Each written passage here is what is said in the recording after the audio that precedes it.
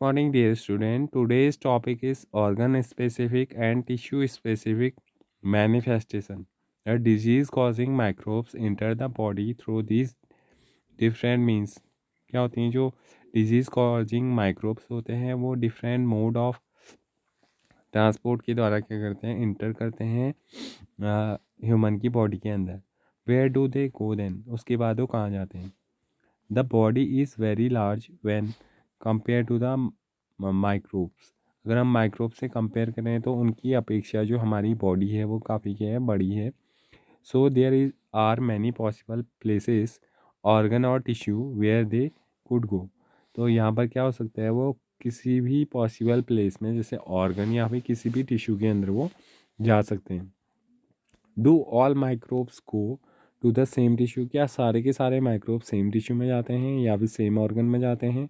और डे और they go to different ones, या फिर वो डिफरेंट डिफरेंट ऑर्गन्स में जाते हैं. Different species of microbes seems to have evolve to home in on different part of the body. तो जो डिफरेंट माइक्रोब्स हैं वो बॉडी के डिफरेंट डिफरेंट पार्ट में क्या करते हैं, अपना होम बनाते हैं. In part this section is connected to the their plant of point of entry. और ये जो पार्ट होते हैं वो कहाँ से कनेक्टेड होते हैं, जिस पॉइंट से वो इंटर करते हैं बॉडी के अंदर. If they enter from the air via the nose they are likely to be go to the lungs. अगर वो इंटर करेंगे एयर के द्वारा तो वो पहुँचेंगे हमारे लंग्स में, क्योंकि हम जब भी ब्रीथिंग करते हैं तो एयर कहाँ पहुँचती है, हमारे लंग्स में पहुँचती है. This is seen in the bacteria causing tuberculosis. तो ये ऐसे बैक्टीरिया में देखने को मिलता है जिसके द्वारा क्या होता है, ट्यूबरक्लोसिस नामक डिजीज़ होती है. If they enter through the mouth, अगर वो माउथ से इंटर करेंगे they can stay in the gut lining like typhoid causing bacteria. तो वो कहाँ पहुँचेंगे, हमारे एलिमेंट्री कैनाल के अंदर या फिर हमारे गट सिस्टम में पहुँच जाते हैं. जैसे टाइफॉइड का जो बैक्टीरिया है वो हमारे गट में जाता है. और they can go to the liver, या फिर वो हमारे लीवर्स में जा सकते हैं. Like viruses that cause jaundice, जो जॉन्डिस करने वाला जो वायरस है वो हमारे कहाँ जाता है, लीवर के अंदर इंटर करते हैं. But this needn't always be the case, लेकिन ऐसा हमेशा नहीं होता है. An infection like HIV that come into the body by the sexual organs. जो HIV होता है वो हमेशा सेक्सुअल ऑर्गन्स के द्वारा इंटर करता है. Will spread to lymph node all over the body, और ये जितने भी लिम्फ नोड बॉडी के अंदर प्रेजेंट हैं उन सब में इंटर कर लेते हैं. Malaria causing microbes enter through mosquito bite. जो मलेरिया कॉजिंग जो माइक्रोब है वो इंटर करता है मॉस्किटो के बाइट से. Will go to the liver, और वो कहाँ चल जाता है, लीवर में जाता है. और उसके बाद then to the red blood cells, और उसके बाद लास्ट में वो कहाँ पहुँच जाता है, रेड ब्लड सेल के अंदर पहुँच जाता है. यानी कि रेड ब्लड सेल कहाँ प्रेजेंट है, पूरी बॉडी में प्रेजेंट है. तो वो पूरी बॉडी के अंदर इंटर कर देते हैं. The virus causing Japanese encephalitis और brain fever will similarly enter through a mosquito bite, but it goes on to infect the brain. लेकिन ये कहाँ इंटर करता है, ये सीधे ब्रेन में इंटर करता है. The sign and symptom of a disease will thus depend on the tissue और ऑर्गन विच माइक्रोब्स टारगेट. तो किसी भी डिजीज़ का जो साइन है या सिम्टम्स है वो डिपेंड करता है कि जो डिजीज़ कॉजिंग माइक्रोब्स है वो कौन सी टिश्यू या ऑर्गन के अंदर इंटर कर रहे हैं या फिर वो किसको टारगेट कर रहे हैं.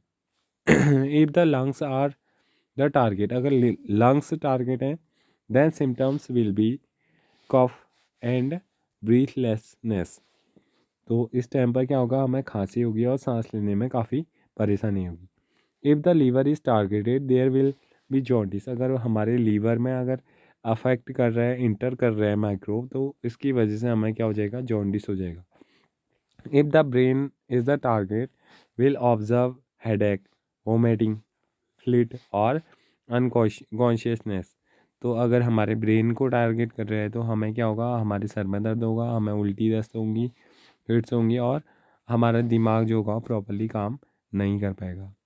We can imagine what the symptom and sign of an infection will be if we know what is the target tissue or organ is। तो हम जान पाएंगे साइन और सिम्टम्स को अगर हम ये जान पाएँ कि इन्फेक्शन कौन से टिश्यू को टारगेट करके हुआ है या फिर कौन से ऑर्गन को टारगेट करके हुआ है, and the function that are carried out by this tissue और ऑर्गन, और उस पर्टिकुलर टिश्यू का या फिर ऑर्गन का क्या वर्क है। और in addition to these tissue specific effect of infectious disease there will be other common effect too. इसके अलावा भी टिश्यू स्पेसिफिक इफेक्ट के अलावा भी अदर टाइप के इफेक्ट हमें देखने को मिलते हैं। Most of these common effect depend on the fact that the body immune system is activated in response to infection। तो इसके लिए हमारा बॉडी के अंदर जो इम्यून सिस्टम है वो कैसे रिस्पॉन्ड कर रहे हैं, वो कितना एक्टिवेट है, ये भी रिस्पॉन्सिबल करता है कि इन्फेक्शन किस अमाउंट में बॉडी के अंदर होगा। An active immune system recruits many cells to the affected tissue to kill the disease causing microbes। अगर हमारा इम्यून सिस्टम अच्छे से वेल एक्टिवेट है तो वो क्या करेगा, ऐसे रिक्रूट करेगा ऐसे सेल्स को जो क्या करेंगे, जो किल करेंगे डिजीज कॉजिंग माइक्रोब्स को। This requirement process is called inflammation. अच्छा sorry, this recruitment process is called inflammation. तो हमारी जो इम्यून सिस्टम है उसके द्वारा जब ऐसे सेल्स का फॉर्मेशन होता है तो इसको क्या बोला जाता है, इन्फ्लामेंटेशन बोला जाता है। As a part of this process there are local effect such as swelling and pain. इसके अलावा भी कुछ इफेक्ट देखने को मिलते हैं, जैसे स्वेलिंग हो जाती है या फिर पेन होता है बॉडी पार्ट्स में, टिश्यू में, and general effect such as fever. और इसके अलावा फीवर भी देखने को मिलता है। In some cases the tissue specific of the infectious lead to very general seeming effect। For example, in HIV infection, the virus goes to the immune system and damage its function। जो HIV virus है वो enter करता है immune system के अंदर और उसके function को क्या कर देता है, डिस्ट्रॉय कर देता है। अब इम्यून सिस्टम का वर्क क्या है, अभी हमने पढ़ा, इन्फ्लामेंटेशन, यानी कि वो रिक्रूट करता है ऐसे सेल्स को जो क्या करेंगे, जो डिजीज़ कॉजिंग माइक्रोब्स को किल करेंगे।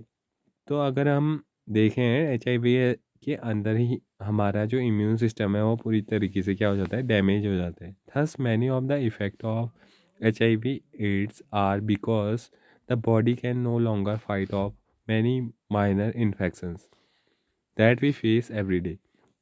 तो इस वजह से जो हमारी बॉडी के अंदर डिफरेंट माइनर से इन्फेक्शंस हैं वो भी क्या हो जाते हैं, उनके साथ भी हमारी बॉडी फाइट नहीं कर पाती है।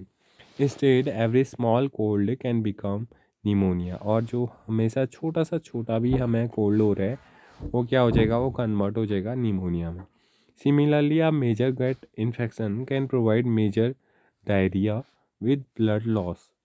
तो अगर हमारे गट में कोई सिंपल सा इन्फेक्शन है और उस पर्सन को अगर HIV है तो वो कन्वर्ट हो जाएगा डायरिया में, और इसकी वजह से उस पर्सन का जो ब्लड है वो काफ़ी अमाउंट में क्या हो जाएगा, लॉस हो जाएगा। Ultimately it is this other infections that kill people suffering from HIV AIDS. तो ऐसे पर्सन्स क्या होते हैं, ज़्यादा टाइम तक सर्वाइव नहीं कर पाते क्योंकि उनकी बॉडी के अंदर का जो इम्यून सिस्टम है वो पूरी तरीके से क्या हो जाता है, डिस्ट्रॉय हो जाता है। और छोटी सी बीमारी होने पे वो काफ़ी बड़ा या फिर उसका जो इफेक्ट होता है वो काफ़ी ज़्यादा हो जाता है। It is also important to remember that the service severity of disease manifestations depend on the number of microbes in the body. इसके अलावा जो इफ़ेक्ट है डिजीज़ का वो डिपेंड करता है कि कितने नंबर ऑफ माइक्रोब्स बॉडी के अंदर इंटर कर चुके हैं। If the number of microbes is very small, अगर बहुत कम अमाउंट में माइक्रोब्स बॉडी के अंदर हैं, द डिजीज़ मैनिफेस्टेशन में भी माइनर और अननोटिस। तो ऐसी कंडीशंस में जो अफेक्ट है डिजीज़ का वो क्या होता है, काफ़ी कम होता है, माइनर होता है, या फिर उसको नोटिस नहीं किया जाता है. If the number is the same microbes large, the disease can be serve severe enough to be life threatening. तो अगर ज़्यादा अमाउंट में या फिर ज़्यादा नंबर में जो माइक्रोब्स हैं वो बॉडी के अंदर प्रेजेंट हैं, तो इसकी वजह से क्या हो सकता है, ज़्यादा इफेक्ट पड़ सकता है, यहाँ तक कि ह्यूमन अपनी लाइफ को भी क्या कर सकता है, खो सकता है. The immune system is a major factor that determine the number of microbes.